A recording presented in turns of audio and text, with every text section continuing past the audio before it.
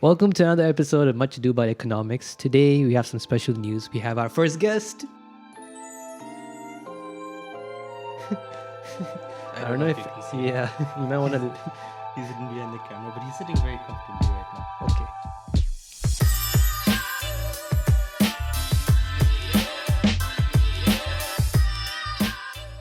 Welcome to another episode of Much Ado About Economics. Today we're going to have a very speedy episode. Where we're talking about Formula One. Yes, sir. Which happens to be probably my favorite sport to watch. And it's pretty dope. It's a very intense sport to watch. It's a very intense sport to watch. It's kind of different from all the other sports industries. I agree. This is motorsports. It's motorsport. But it's not like athletes in this sport don't have to be fit, you know? I think in many cases they have to be significantly more fit than other sports because of the actual beating they take every time they race around a track, because they're going 50, 55 laps in an environment that just becomes hot and sweaty. You're in a race suit. Yeah. There's a helmet and there is a chance of impending doom. Yeah. Dun, dun, dun. And then all the G-force, and I think they lose about a couple of kilograms they a lose race. 3 kilos, at least 3 kilos a 3 race. So they're kilograms weighed in a before race. and after a race. Yeah. So that's sweat. That's because of sweat. And I think also in this situation, Formula One is it's a very team-based sport, but only undertaken by one individual. You know, okay, let's take football for the example, right? Mm-hmm. So you've got 11 people, right? Yeah. You've got 11 people on a pit, either side of a pitch. Yeah. And all the research and development is gone into the player and the footwear of the player, right? In a More way. or less. Yeah. I'm not sure how much footwear counts. Does it count for a bit? Not anymore, because you know how like there's diminishing returns. So eventually, early footwear wasn't as good as it is now. Mm-hmm. But nowadays it's about the same. It doesn't make a big difference. It's more on technique. Yeah. Yeah. But Formula One is different because now we're looking at a team where only one person is driving. So Verstappen. Yeah. Max Red Verstappen. Bull and the research is not just done with the driver, which means the driver has to be fit, but the driver has to have super fast reflexes. There was this video where they were testing drivers' reflexes. Mm-hmm. The guy got 0.02 seconds on, like when the light goes from red to green, 0.02 seconds. Whoa. That is really fast. That's fast. instant. Green and he's gone. Exactly. And that makes a big difference in the race, because like a race in Formula One is a matter of like the difference between first and last in like qualifiers, for example. Oh. Okay, you can go. Okay. Relax. Say goodbye to our guest. Back to Max Verstappen. Mm-hmm. So Max Verstappen, as a racer, has to have super fast reflexes.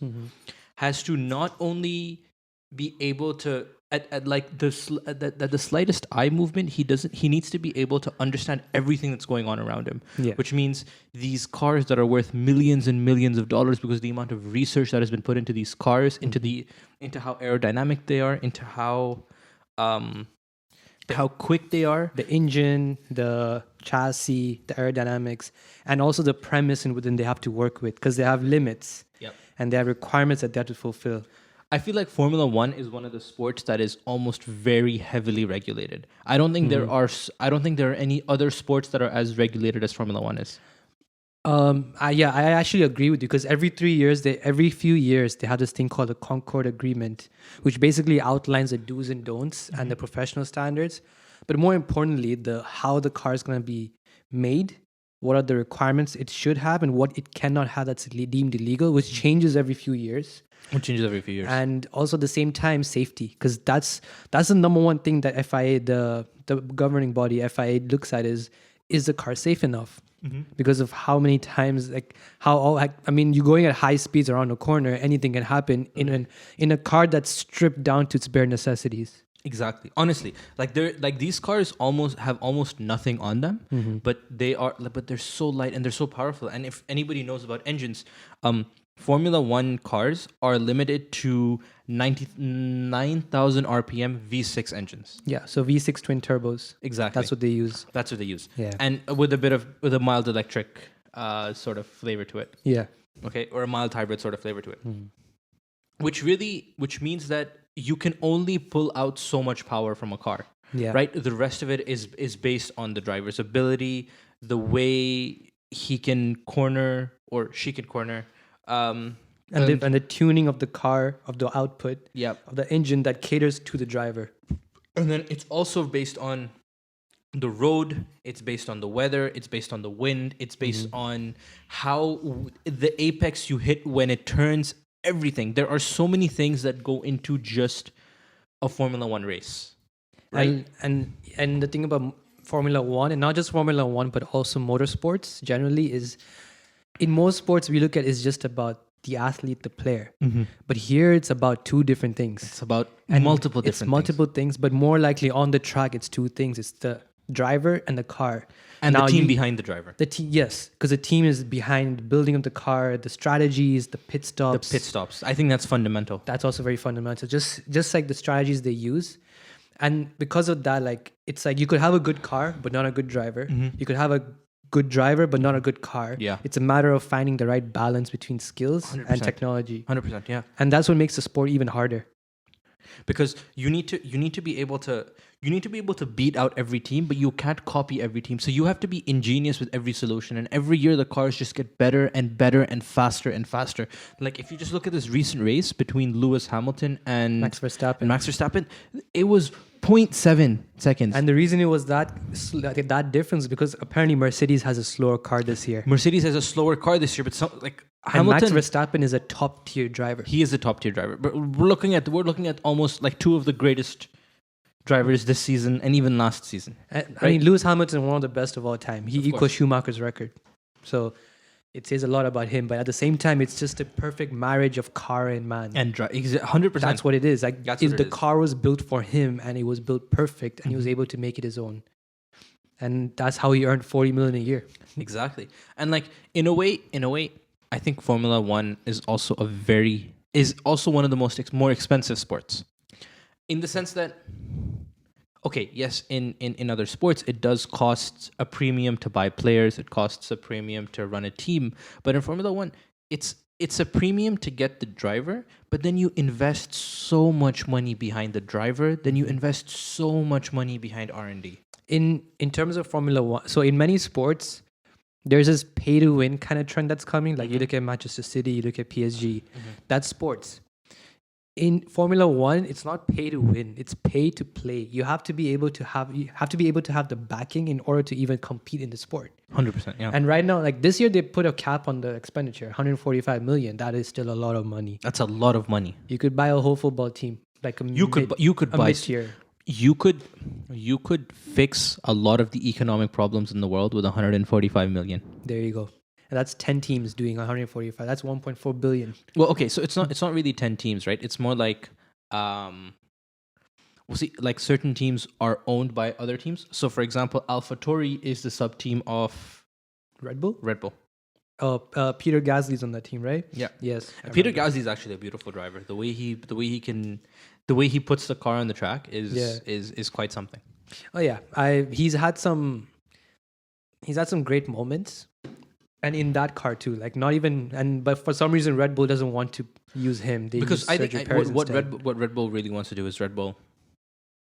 See, there's a whole economics of the team as well, right? There's a team is not only built of the chief. Let's call him the coach, right? The principal. I mean the team principal, the one who's head. Yeah, the one who really heads the team, the one who's able to balance the budget between the pit team, the technicians, the R&D, the driver, the parties, the press host, the press stuff. Who drives, who doesn't drive, how to all the problem solving that needs to be done within a Formula One team. There's one guy who takes care of it. On one side, this guy needs to take care of the whole press sort of things. And what do I mean by press? I don't really mean reporters and news, but what I mean is sponsorships. Yes. Sponsorships are huge in Formula One. Yeah. And sponsorships are where Formula One teams get a lot of their money and a lot of their funding. So obviously they have investors who will put money behind the Investors team. make up like about quarter of your money, but sponsors make the other quarter. Sponsors make up a lot of money, right? And big brand sponsors will have their say within a Formula One team. So say that you have a German sponsor, or let's say you have an Italian sponsor, okay, or a French sponsor. I don't know, French sponsor, French company. Well, let's look at Petronas because they sponsor Mercedes. Okay, yeah. So Petronas would want somebody from their own country driving for Mercedes. It's like how I think who was it, Alfa Romeo? They have Kimi Raikkonen and they have a Giovinazzi. Yep. So the reason why Giovinazzi is there is because the team, like there's investors and the sponsors, they want an Italian driver driving the Italian car. Yep. And that's why he's there. Same thing with Haas. Yeah. I don't know if you see Haas. Haas right now has Mick Schumacher. So Mick Schumacher is Michael Schumacher's son. Mick Schumacher went crazy in Formula 2, and now they're upgrading him to Formula 1. There's a bunch of different formulas. There's Formula 1, 2, 3. But it's just based on the technology within the cars. Obviously, Formula 1 is the most expensive, the most higher research. But Formula 2 is a little bit lower end. Formula 3, there's go-kart racing. There's Formula E, which is all electric. Yeah, that's something interesting too. There's Indy cars as well. Yep. There's motocross, which is like WRC. Yes. World Rallycross. Oh, watch those drivers. You will go Kimi insane. Raikkonen did that too for a while when he took a time off at Formula 1. That driving is crazy. You need wits to drive in that. Yeah. And you just need to be brave. Yeah, and like emotionless. And that's Kimi Raikkonen's style. He's just he's a cold-blooded assassin. That's what he is. So let's look into some of the finances into it. So from our research, we saw that the costs of having a team, a Ferrari team, Formula One team. See, when I was younger, segue. When I was younger, whenever I heard Formula One, I used to think Ferrari won. That's why I started hearing about Ferrari. We'll get into that later too. So the costs can be broken down into 4. So first we have research and development. So you have like wind tunnel testing, track testing, testing of different components. For example, testing the engine for performance or durability. Yep. And thermal, like heat. Now remember, like these engines are always running at full capacity almost all the time. Because that's the limit, yeah. Because these engines have to be pushed their limits. These cars have to be pushed their limits. I think another fundamental piece of this research is tires. Oh, yeah. 100%, because you have hard, medium, soft, different compounds. What they get, some give you more grip but less speed. Some give you more speed but less grip. Yep. And you have to like drive differently accordingly. It's like, think about this. You're driving a normal car. You have to get winter tires in the winter. You have to get winter tires in the winter. So you have wet tires in Formula 1 for rainy tracks. Exactly. With treads. But see, the thing is, treads help cut away the water, but no tread just means better grip, so better cornering. But with treads, you have less grip. So you have to put in that research and different testing of different, environments, how the car is going to run, and you have to come up with all of these edge cases, which sort of makes sense because now we're looking at an average of $57 million that's just put into research. Yeah, $57 million just put into research. And like also you have to think about the tires and how it works with the driver in the car. You have to tune the car accordingly, change the balancing. Yep. All of that also comes into play. Next, of course, we have the salaries, which takes up about around $58 million on average. But if you look at Hamilton's 2019 salary, he earned about $55 million US. Crazy. Obviously, that doesn't just come from purely Formula One. That comes from his sponsorships and all those types of things as well, right? No, this is particularly from Mercedes. This is particularly, wow. Yeah, because I mean, think about it, like he's equal Schumacher's record at this point. So his pedigree is so big. In order to keep him, like you need to be able to keep him. I mean, he's already given Mercedes so much. In the past 5-6 years, they are the household name, not Ferrari. That's true. Right? And of course, you have the team staffs, the pit crew, the technicians, the scientists behind it, the engineers, all of that. And of course, you have the drivers and directors. So that comes about $58 million. Then you have production.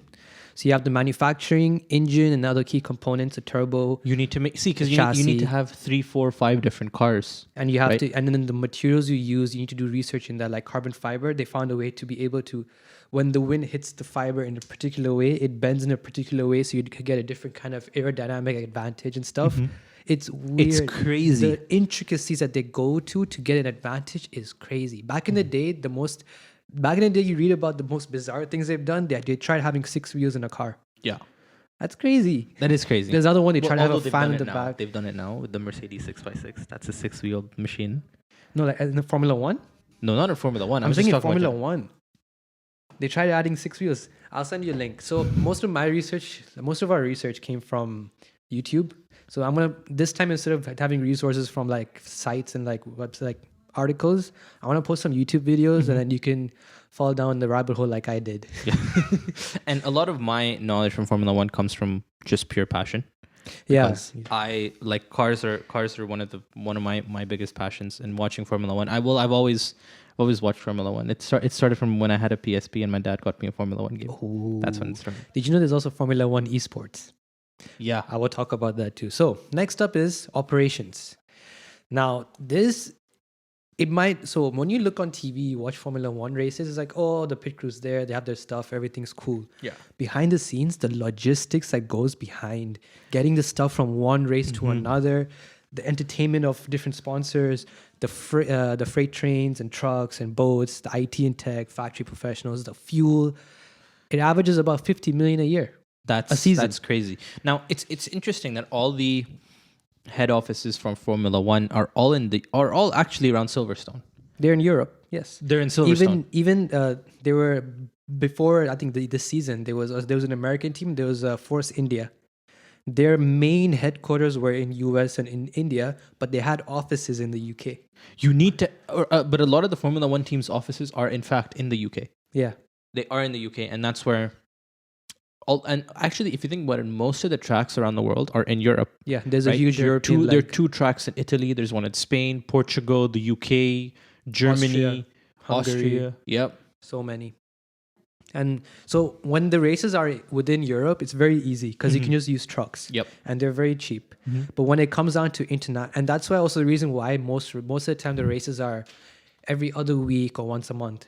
But in times when they're back-to-back weeks, you have literally 3 days, like from the moment the race ends until Thursday the next week. That's the amount of time you have in between unpacking everything you have. Yep. Shipping it off. Yep. Picking how you're gonna ship it. Are you gonna fly it over? Are you gonna use a ship? And then from there, Can't trust the Suez Canal anymore. Can't trust the Suez Canal anymore. Oh man, the evergreen. And then you get there, and then you have to unpack. And even then, there are like rules. So first of all, what they do is when they have multiple international like destinations to go to, they have like 4 different ships that ship the stuff. Yep. So then they go to one place and it goes to a second track. Then they go to, for example, China, and then it goes to Japan.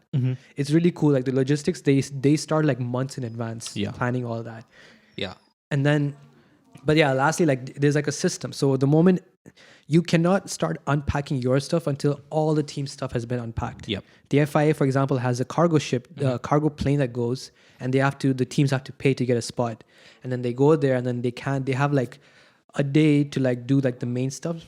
They even build like their own like offices. Like Red Bull created they ship like a 3-story office building, which has its own kitchen and full supplies. You need to because you have so much staff, you have so much research. Everybody needs to be working at their optimal, right? Yeah. You need everybody to be doing the best that they can in the time frame that you have, because you don't have much time. And with Formula One, there cannot be mistakes. If there are mistakes, it causes you to lose millions, even in like at worst case scenario, even a life, even more than a life. Maybe even both your drivers can just be. Yeah, and that's or you just lose a race. Not even, bro. It could be so much. There's so much problems.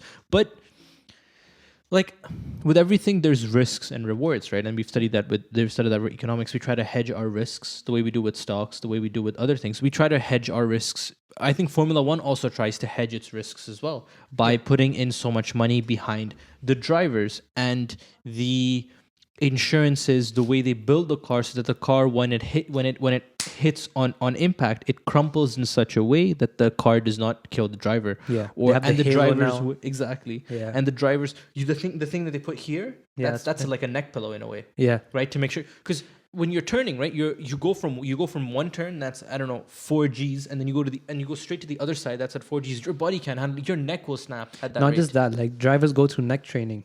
They have a lot of. Have you seen how wide their necks are? Oh yeah, I've seen So I watched Lando Norris's vlog, and he does neck training like every other day. So he does like 30K biking. Yep. He does a lot of swimming, and then he does a lot of like a little weight training, but it's more centered around like functionality Yeah. and then his neck Like training. abs and stuff. And neck training. And neck training can go up to 7-8 Gs, and then the real race is like 5-6 Gs. So like they're well prepared to take that kind of hit. And see, because it's like 7-8 Gs at, for a period of time. Now we're talking about 5 to 6 Gs over 50 laps. Yeah, that takes a toll. That's endurance. That's 3 kilos. Even That's 3 kilos. And think about like how much weight. I mean, how much the car takes too in terms of damage, the wear and tear. The wear and tear of the car, the tire. So, But yeah, back to this whole idea of revenue. so that was costs. We looked at R&D, salaries, production, and operations. Now let's look at revenue sources. So I'm gonna skip the first one, FYM payments. Let's go to sponsors. Sponsors we discussed before. It's kind of self-explanatory. It's like you make a deal with a sponsor. They tell you what they want you to do. Yeah. It depends on your reputation, the driver's reputation, how well your team is doing. Because if your team's doing well, you're gonna be more on TV. Yep. So you're gonna get better sponsorship Your deals. sponsorships with it could be with like I don't think Formula One has the same thing that we spoke like Formula One has its own TV online system like a lot of sports do. But even in terms of like who they display the sport to, like who they broadcast it to. Yeah. So even the broadcasting, I think, is taken care of by Formula One itself. Like I don't think teams have to take care of the broadcasting. Yeah, no, it's not done individually. It's done as the whole throughout the whole league. But at the same time, like, I mean, if you're a sponsor, would you rather be a sponsor of Haas or Mercedes or Ferrari? Exactly. Right? You know that Mercedes, Ferrari, Red Bull, and now even McLaren to an extent, they get the most TV time because they're in the top 10. Yeah. Right? They're the ones who go up to the podium when they win. Yeah. And when you're as a viewer and you see someone sponsoring a winner, Yeah. you want that, right? Exactly. You want to sponsor that. Exactly. So of course it's gonna be more expensive there. So of course teams, it depends on teams to teams, but more often than not, the better teams, the more winning teams get better deals. So moving on, next is of course investments. So this can either come from parent companies, shareholders. It depends on the team. Yep. And this is where this is a quarter of their revenue, and this is where the difference in the cars come in. Like the difference in resources that each team has and the discrepancies. So is a lot based on the revenue. It's a lot based on the manufacturer as well. But more often than not, it's just the wealth of the person owning it, the owners. And we can compare here. So for example, 2018 Mercedes, they got $80 million from their investors. Investors, not sponsors. Yeah. Meanwhile, Racing Point, which is now, I believe, Aston Martin. Yes. Racing Point in 2018 got 20 million. 20 million. That's a $60 million difference. Now, see, the thing is, I feel like this is Mercedes' secondary team, the way Red Bull and AlphaTauri are. I think that this is Mercedes' second team because if anybody's seen the new line of Aston Martins, their engines are made by Mercedes. Even McLaren now, though. But McLaren is a McLaren. That's McLaren is McLaren right now. Yeah, McLaren but now this season they shifted from Renault to Mercedes. Yeah. Yeah, it's Mercedes. Yeah, that's a game changer. So because of that, they couldn't really make big changes to their car for this season. But they were able to their task this off season was to just make sure it works with the car they have. That's crazy. Yeah. So basically, in Mercedes one way, has the best engine. In one way, Mercedes is monopolizing Formula One. I don't know, man. Yeah, because it's Honda's last season. It's Honda's last season. Red So Bull. Honda is Red Bull AlphaTauri. Yeah, so Red Bull, Max Verstappen, Honda is their engine. So yeah, I don't know. Maybe there might be a new player coming in. Maybe BMW could make a comeback. I don't know. I haven't really read about that. But who's really running Formula One? McLaren but McLaren is now Mercedes I in think a way. Renault is still here. But who's Renault running with? AlphaTauri? AlphaTauri is Honda. No. Which team is Fernando Alonso in? He's racing for Alpine. Alpine is Renault. Alpine is Renault. Haas is Ferrari. Haas is Ferrari. Yeah. Williams is Mercedes. Mercedes. I mean, Mercedes got two teams basically. Yeah, so this season they got three McLaren. teams now. Four teams. So you've got Mercedes, you've got Williams, you got McLaren and Alfa Romeo. Sorry, not Alfa Romeo. What's its face? Aston Martin. Yeah. So that's half the teams. So almost. Formula One is a monopoly. It's not a getting there. monopoly. It's an oligopoly. It's a cartel thing. It's getting there, but at the end of the day, it's just resources. Like, so I mean, we've gone through this. Oh, now we start to go through FOM payments, but that's a little complicated. But basically, it's like if you've been in Formula One, your team's been in Formula One for more than 2 years, you get some money. Yep. If you have now, of course, there's also the ranking at the end of the season. If you're winning, you get more money. The If more you, points you have, the the more better. points you have. Then you have the Ferrari budget, which is basically the LST, the long-standing team. And Ferrari, that's the Ferrari budget because Ferrari has been there the longest. So they get 68 million. Yeah. Then there's the Constructors' Championship bonus. So if you've been winning a lot, you get more money. So Mercedes, Ferrari, Red Bull, McLaren, because they've been winning a lot. And then there's other stuff. For example, Red Bull got 35 million for signing the Concord agreement first. So you get a bonus. Williams has like a $10 million heritage bonus. Yep. Mercedes earned 35 because they won 2 in a row. So these are 2019 figures, but I mean it's just That's like a lot of money. There's a lot of money changing hands here in Formula a One. lot, yes. But the thing is like the main idea here is in this level, in this quarter of your revenue, there's a big gap that's gonna come from it because the winning teams are gonna keep winning because they keep getting the most money, and the losing teams are just gonna keep struggling. Yeah. Same thing with investors. But at the end of the day, what's funny, when I found out about this, I was actually a little shocked, but then it made sense afterwards. Every team, this is 2019 figures we're talking about, because 2020 COVID, it's very different. COVID has changed a lot because there's not enough viewership. There is issues with having like people working together. You have to separate people from So working together. financially, we just forget about 2020. 2019, everyone except for Mercedes, which was first in the teams, and Williams, which was last in the teams, broke even.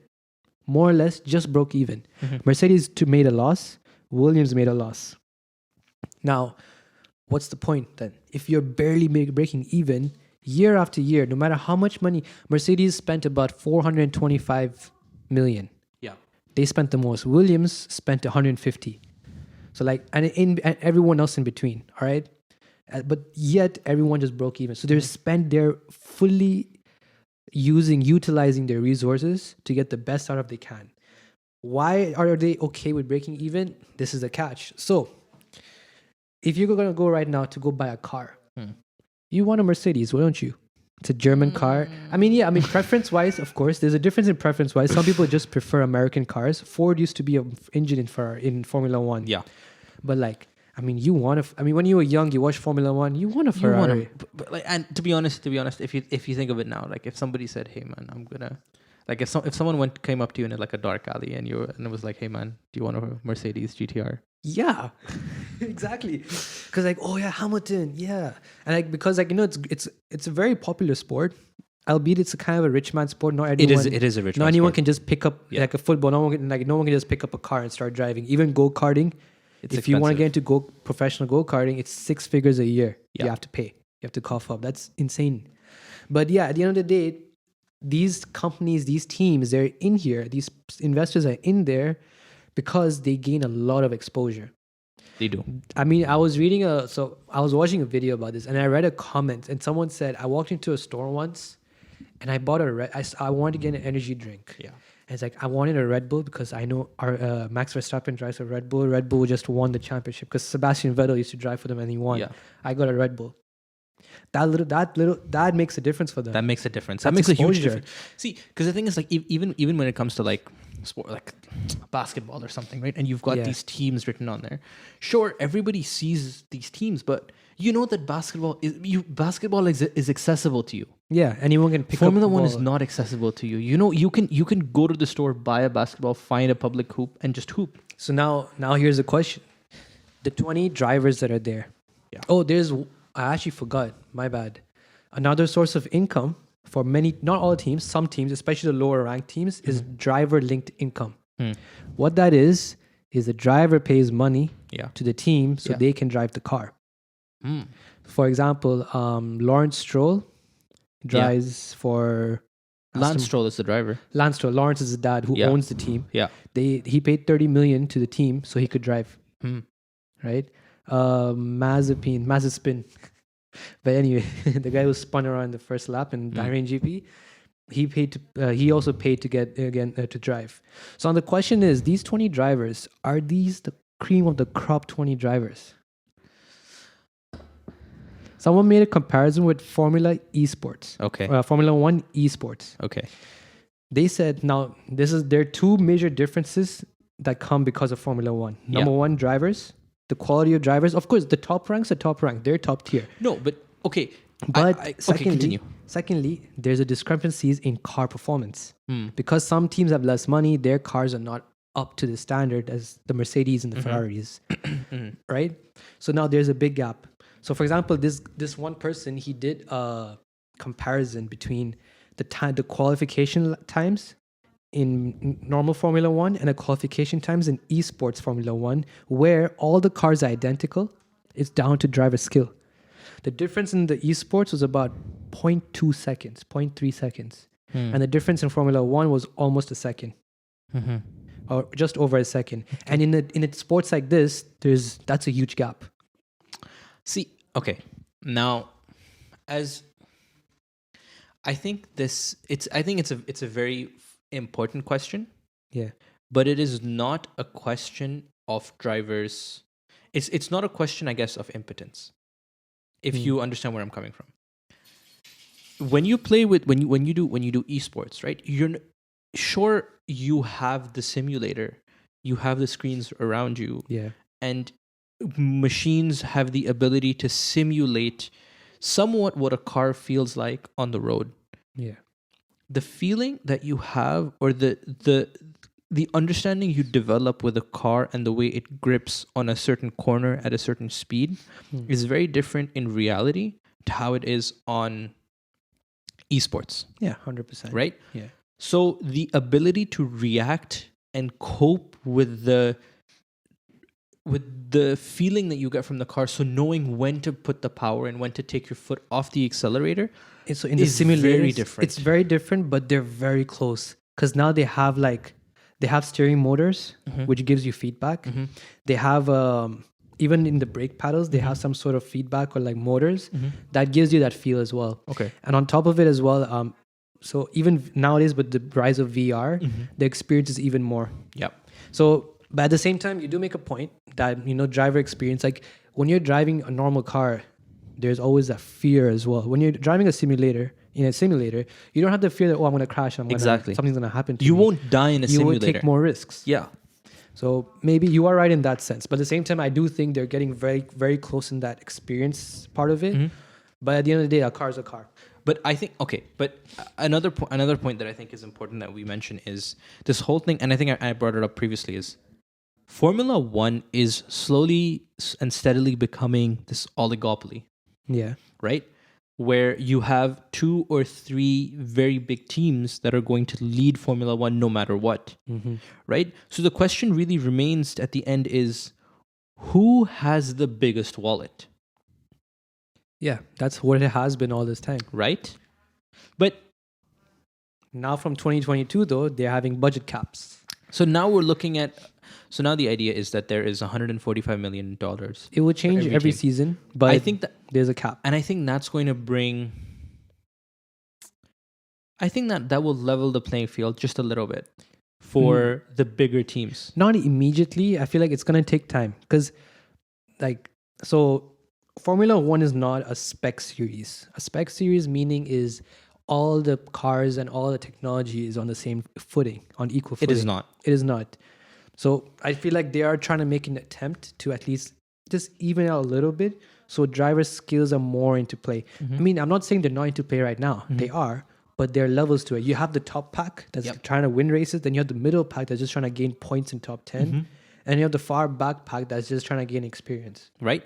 And then there's 2 sides to this whole thing. Like the idea that you're going to say that it takes a long time to actually get there. Yes, because now you've got companies at the top who've already put so much money and time and research into these engines. So if you're going to give them $145 million, what else are you going to do? Like, how much more research can you put into an engine once you've put in already so much money? Well, I mean, that's what happens when regulations change. They will have to do it again. They will have to do it again. They will have to start researching again and maybe even start from scratch because maybe what they were doing was maybe illegal in the next regulation change. And the way Formula One works is you don't really like every year you can't copy someone else's car. They have so this year, starting this year, they made a new like a stronger rule on copycats. Ever since they had that pink Mercedes or the green Yep. Mercedes, so like other teams like copying like Mercedes, Mercedes, for example, basically. basically Mercedes, because they had the top tier technological advancement. So now it's like you're not allowed to. You can take inspiration from other teams, but you can't take a picture of it. You can't use technology that will 3D print like create a diagram of it. You can't use any form of scanning or like taking a picture of the car. You're not allowed to do it.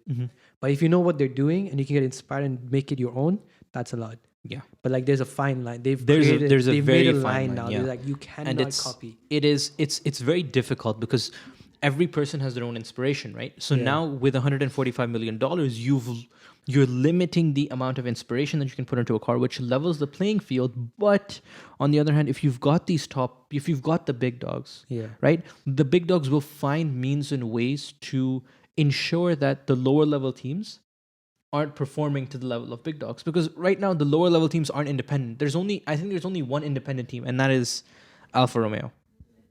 Was it Alfa Romeo or was it Williams? No, It's Alfa. I think it's Williams. I mean, as in who owns, like who does their own engine. Oh yeah, true. Wait, Alfa Romeo is Ferrari. No, Alfa Romeo is Ferrari. So essentially, there aren't really any teams that But are, like, yeah, they don't do their own engines, but they still have to fine tune it for themselves.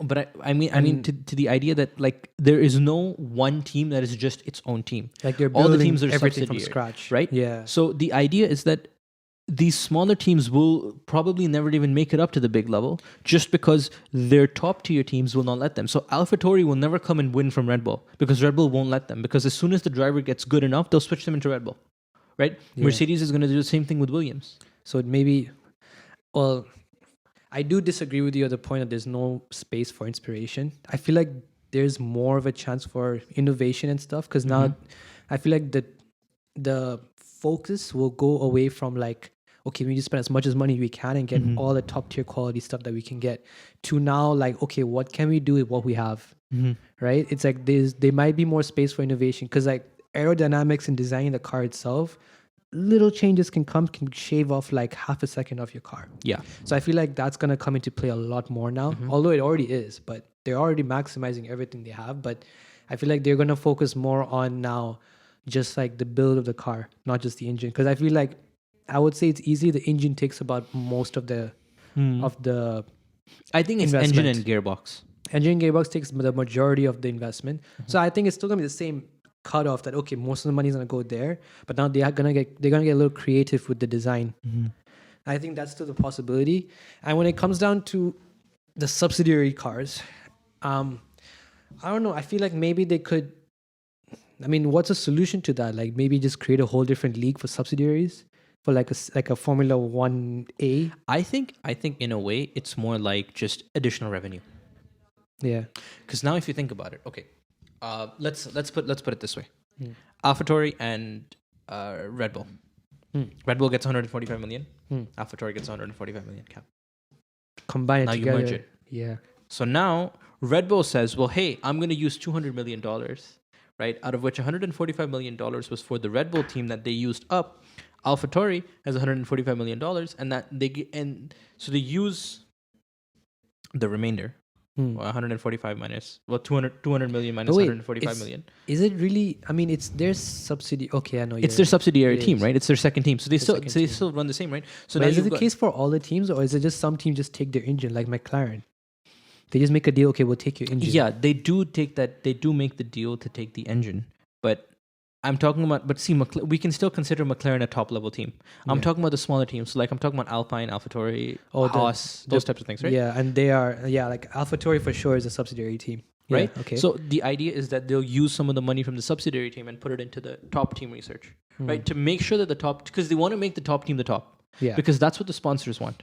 Yeah. Okay, and that's what the investors want, right? Red Bull will make sure that Red Bull comes out on top. Mercedes and Petronas will make sure that they are out on top. Having a second team in Formula One gives you an advantage because now you have more to play with. Exactly. And like you have a really good driver, or you have like a technological breakthrough in one team, you could just send it over to the next team. Exactly. Like, why not just make both teams really good then, eventually? Money. if both teams are really good, you won't make as much money as if one team is super amazing, Yeah, that's true. You make a good point. right? Mm-hmm. And that is Formula One. So Formula One is a beautiful sport, but Formula One is an oligopoly. There are flaws, There are a lot of flaws in a Formula lot One. of flaws. But at the end of the day, it's very entertaining. It is very entertaining. And even though some teams spend over $400 million, some teams spend 150, there's still a lot of innovation that's there. Why do I feel like Formula One is like current governments? Let's not go to politics. Politics is not a good idea. Not right now, at least. We need to do our research. But I think that there's still, because of the way the regulations are set up and the way they're the safety requirements and all that it is, there's still a lot of space for technological and advancements and innovations, and even just down to driver and skills. it could also be that at certain points artificial intelligence comes into play as well. Yeah. But I feel like they're gonna try. They are starting AI controlled racing as well. I don't think it would be through the driver's driving, but it would be more through understanding and analyzing what's going on with the car and the sensors and how to best Optimize the car. modify the car or optimize the car to be Optimize able the to get the performance. best performance. I feel power like if delivery. you do anything more than that, it defeats the purpose. It defeats the purpose. Because the driver is an integral part. It's the one half, right? It's the driver and the car. Yeah. And like fans watch it, okay for the car, for the car. But really, it's for the driver. Really, it's the stories of the drivers. Really, we don't too. really think about Mercedes. We think about Lewis Hamilton. Like the stories. Now it's Sir Lewis Hamilton, by the way. He's been knighted. But yeah, like now we look, because of course that's the human aspect of the sport, and that's why a lot of people love the sport, is because it gives you that, At the same time, though, it's pay to play. Like there are so many talented drivers out there. Go to Pakistan, bro. Man, I had this one driver for Kareem. Like Uber in Pakistan, it's Kareem. I mean, there's Uber as well, but I was using Kareem. And that guy, man, it was probably one of the scariest drives I've had. But he turned a 20-minute route into 10 minutes. Like, and the way he did it, he tried. I had to give him a tip. I gave him a tip. I mean, I was scared for my life, but that's what I mean. My point is that there's a lot of talent out there. There's a lot of talent, yeah. And they do not have the means. But I think that's the same thing in football as well. Like, look at, like, I don't want to bring this up, but just look at the racial diversity or lack thereof in the sport.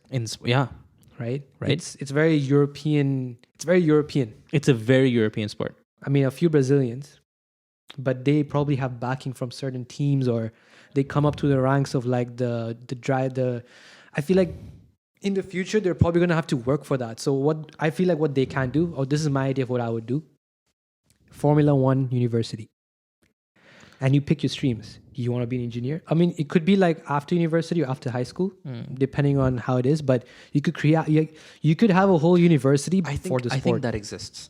The biggest training school for Formula One is run by Ferrari.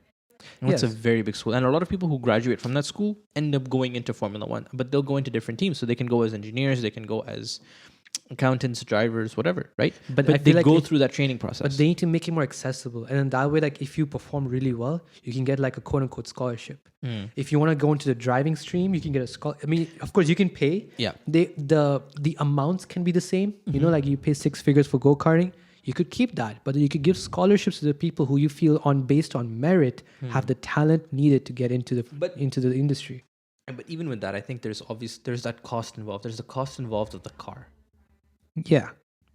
And the research. And I think that's expensive. And that's what makes Formula One so expensive. It's not really the driver, but it's more of the research and development. So you pay for all of that. So that's the thing. So now that's the how when we talk about Manchester United, we had that little disconnect between the business and the people and the fans. It's the same story here right now. Like I'm talking as a perspective of a fan. What do I want to see? I want to see better quality. I want to see a more level playing field. How can I do that? Number one, maybe a budget cap can help. Like how they do in the NBA, they do in the NFL. But maybe it won't help. But maybe that's the whole spirit of Formula One. Like the how much are you willing to give in order to succeed? Exactly. Like it's a very, very strong example of survival of the fittest. But it's also a big example of how income inequality works. That is also very true. right? And So survival of the fittest is income inequality. and even if you look at the way the money is given out to people, the winners get more, Yeah, and the winners will keep winning. They keep getting more. that's true. So the inequality has been there for years and years and years. Ferrari gets 68 million just for being there. And just for being there longer. that's really just that is So- Formula One. Yeah, at the end of the day, like I'm still gonna watch it. It's great. It's great. It's really fun to so watch. intense. It And is it's so very intense to watch. intense, and there's a lot of talent. And don't get me wrong, there's the top tier talents, the top 5 racers, top tier talents, top 10 racers even, top Very tier crazy, talents, very crazy stuff. and like the top 5 cars, top 10 cars. They're all great. They all have. I mean, of course, skill, hard work, and a little bit of luck. Any car can actually win it. That's true. Almost any car. That's true. So there's always that chance. So yeah, Formula One. Formula One. Hope you guys enjoyed. I hope you guys enjoyed this episode. I surely it's- did. That was I did. nice. I Yeah. did too. I did too. I love talking about cars. I love talking about Formula One. Formula One it's a passion. Yeah, I think we can keep doing the sports route. The sports ride is nice. It's I think people might also like the sports ride as well. Yeah. So yeah, that's it for today. Hope Thank you guys everyone enjoyed. for tuning in, and I hope you guys like our new stands and Yeah. our setup. Drop us a like. Take care. Thank you.